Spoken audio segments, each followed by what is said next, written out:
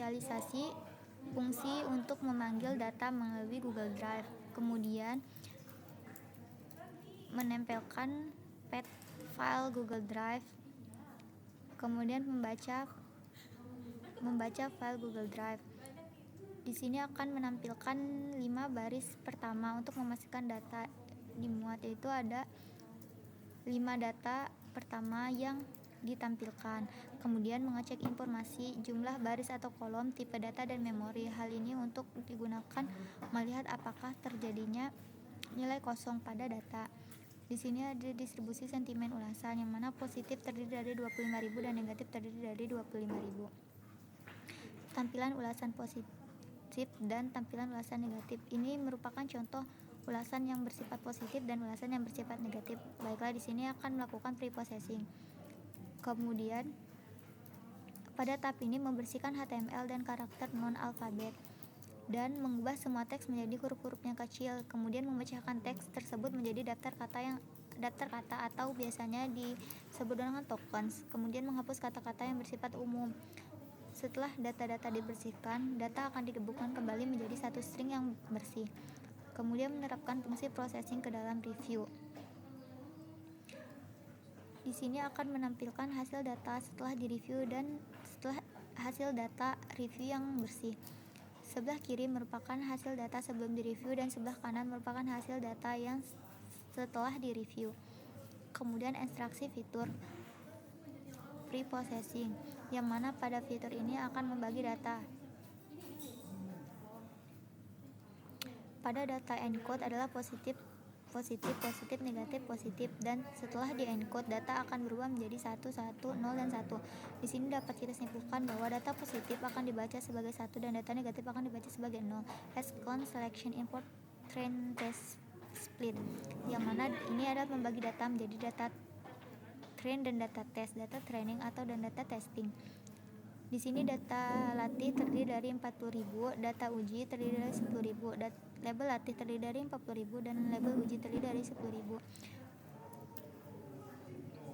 Kemudian di sini menerapkan TF-IDF pada data latih dan melakukan transfer hanya pada data uji. Model menggunakan kosakata yang sudah dipelajari dari data latih untuk mengubah data menjadi data uji. Bentuk matrik TF data latih adalah 40.000 extrain dan 5.000 shape, dan data testing terdiri dari 10.000 dan shape-nya 5.000. Untuk pemodelan data di sini adalah menampilkan fungsi dengan model naive Bayes, melatih model dengan data latih naive Bayes dan menggunakan model latih untuk memprediksi data uji. Kemudian di sini fungsi yang akan memanggil akurasi, confusion matrix, dan klasifikasi report. Berikut hasil dari pemanggilan data di atas. Laporan prescall pada negatif terdiri dari 0,86 dan prescall positif 0,85. Di sini dapat kita simpulkan bahwa semakin gelap warnanya maka semakin tinggi dan semakin terang warnanya maka semakin rendah. Pada label sebelumnya atau label asli lebih tinggi nilai negatif, sedangkan pada prediksi atau label prediksi lebih tinggi data positif. Kemudian di sini adalah inisialisasi untuk fungsi logistic regression dan akurasi. Melatih model dengan logistic regression, kemudian melakukan prediksi dengan model logistic regression dan menghitung akurasi dengan model logistic regression.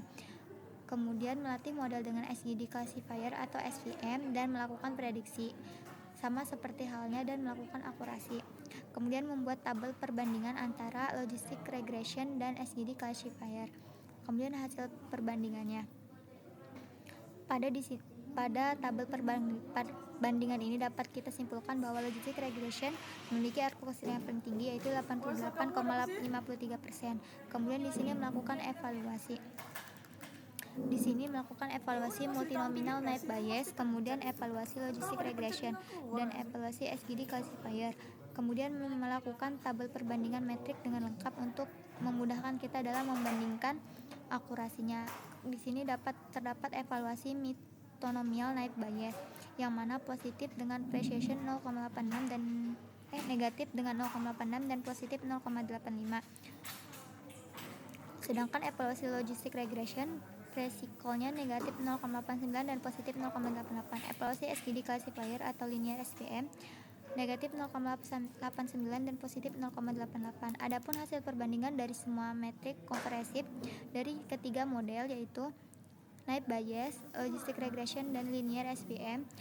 Pada akurasi Knight Bayes terdapat 85,24%, sedangkan logistic regression 88,53% dan SGD classifier atau SPM 88,41%, sedangkan precisionnya 85,25